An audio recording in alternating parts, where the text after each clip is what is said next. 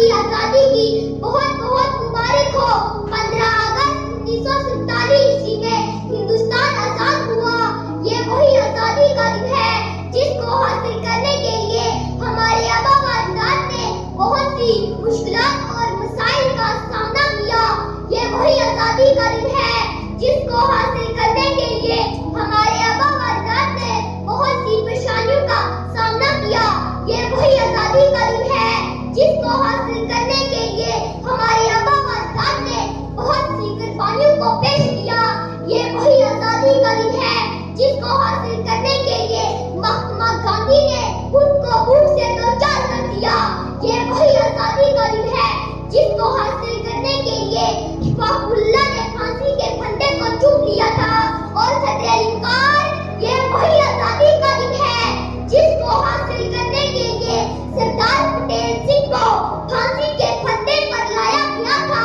سردار پٹیل سنگھ نے اپنی زبان سے یہ لفظ نکالا تھا کہ اب بھی جس کا خون نہ کھولے خون نہیں وہ پانی ہے، کہ اب بھی جس کا خون نہ کھولے خون نہیں وہ پانی ہے، جو دیش کے کام آئے نہ بیکار کی جوانی ہے، بیکار کی جوانی ہے۔ ہندوستان کی تاریخ ہو رہی ہے کہ ملک ہندوستان کو آزاد کرانے میں بہت سے لوگوں نے اپنا اہم رول ادا کیا ہے۔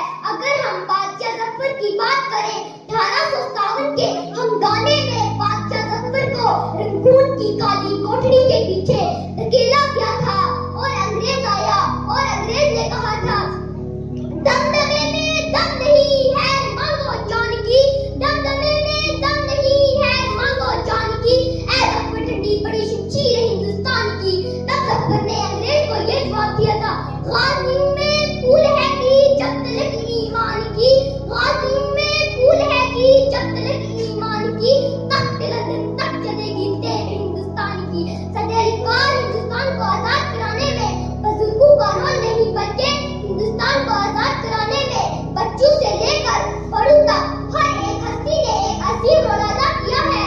صدر انکار تاریخ کے کسی کونے میں خودی رام بوس کا بھی ذکر آیا ہے کہ جنہوں نے 17 سال کی عمر میں اپنی جان کو نچھاور کر دیا تھا ملک کے نام۔ صدر انکار آپ ہر طرف سے آزادی کی مبارکباد پیش کی جاتی ہے اور دیش بھکتی کا ثبوت دیا جاتا ہے، لیکن حقیقت میں اصلی دیش بھکتی وہ ہے کہ جب احسان لگتی ہوئی دھوپ کے نیچے پورے ملک ہندوستان کے لیے اناج کو پیدا کرتا ہے۔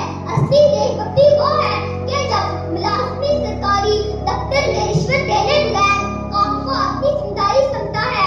ظلم کی ٹہنی کبھی کھلتی نہیں ہے، ظلم کی ٹہنی کبھی کھلتی نہیں ہے، سدا نواز کبھی چلتی نہیں ہے۔ اور اصلی دیش بھکتی وہ ہے کہ ہمارے ملک میں رہنے والے ہندو مسلم سکھ عیسائی آپس میں مل جل کر رہیں اور دیش بھکتی کے لیے دعا کریں۔ صدر انکار میں یہ کہنا چاہتی ہوں کہ ہندوستان میں ہندو بھی پیدا ہوئے، مسلم بھی پیدا ہوئے، سکھ بھی پیدا ہوئے، عیسائی بھی پیدا ہوئے، لیکن سب سے بڑی بدقسمتی یہ ہے